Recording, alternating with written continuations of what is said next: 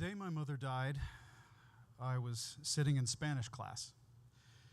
Second floor, afternoon. I don't remember the lesson, but I remember the knock. It wasn't loud, just a tap on the door. The kind that says, "This is official, this is serious, this is real." My teacher paused mid-sentence, opened it, and nodded. And then she said my name. Just my name. No smile, not, "Can you come here, sweetie?" Just the way grown-ups say your name when they're about to rearrange your life. I stood up. I didn't ask why. I didn't grab my bag. I just started walking. The hallway felt a mile long. You ever walk towards something and you already know what's at the end?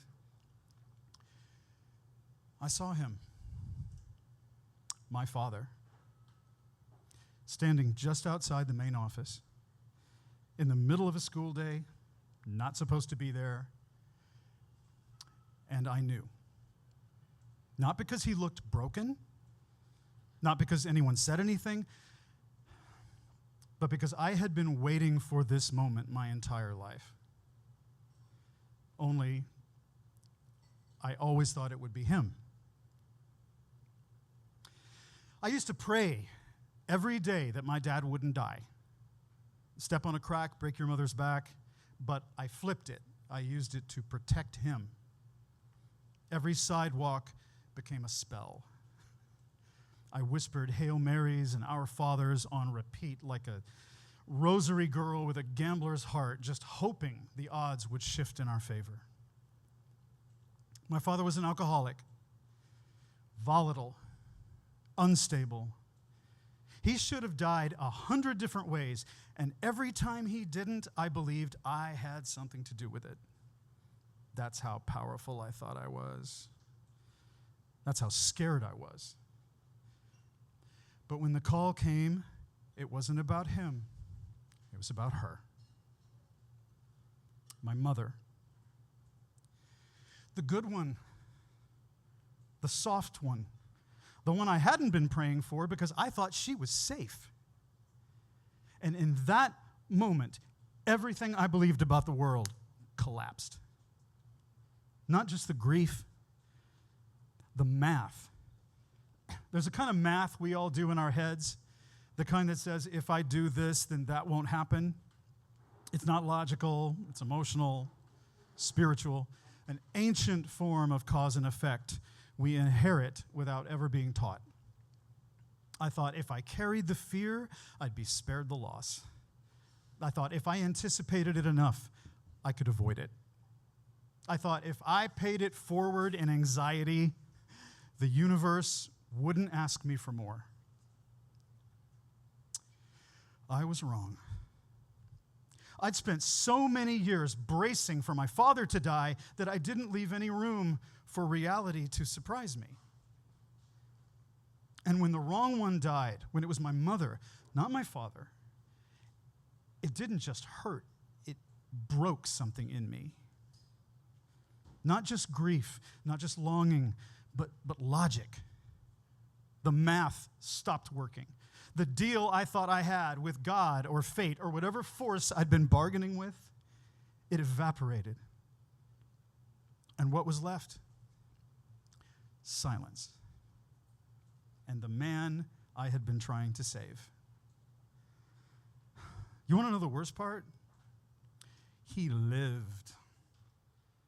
My father, the man who raged and vanished and reappeared, who broke things and people and promises, he got more time.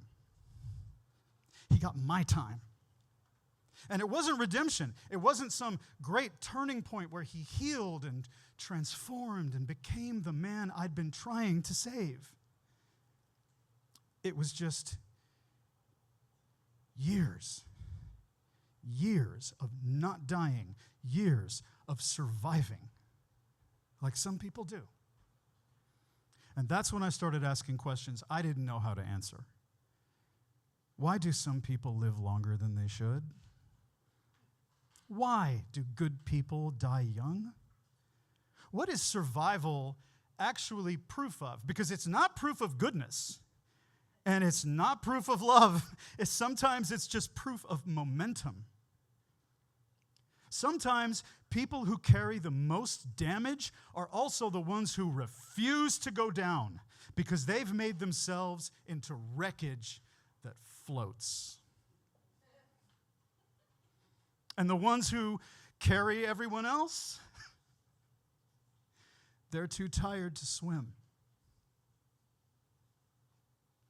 My mom wasn't perfect. She was tired, stretched thin, trying to be everything to everyone while losing pieces of herself along the way. But she was kind. She was the one who rubbed Vicks on my chest when I was sick, the one who knew my favorite cereal, the one whose perfume lived in the couch cushions for weeks after she was gone. And maybe, just maybe, she's the one who whispered this story into form. Maybe I've spent the last year untangling my father's lineage only to hear her voice say, "That chapter's done, baby.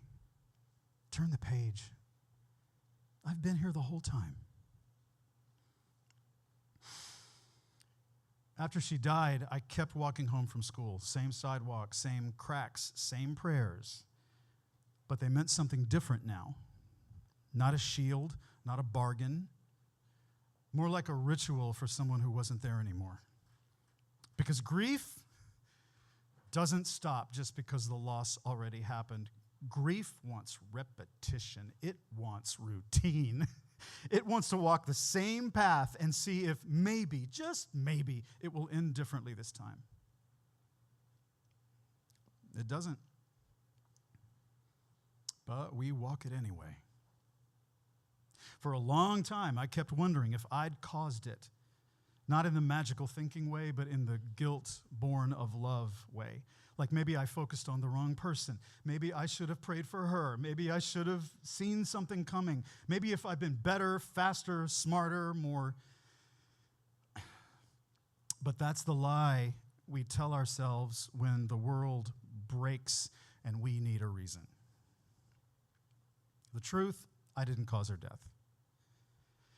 I just felt the cost of it more deeply than anyone could explain. Here's what I know now. I was never really praying for my father. Not really. I was praying that I wouldn't be left with him. That I wouldn't be alone in the wreckage. That I wouldn't have to carry it all without her. Because she was the soft place, the translator, the tether. And when she left, the wreckage didn't get smaller, it got quieter. Like it knew it had won. And now, all this time later, I wonder, maybe she never really left at all. Maybe she stepped back long enough for me to walk through the wreckage and come out the other side. Maybe she was waiting for me to be ready. And maybe this is the moment she's been holding space for. That's enough, baby. You did it. Now come home to me.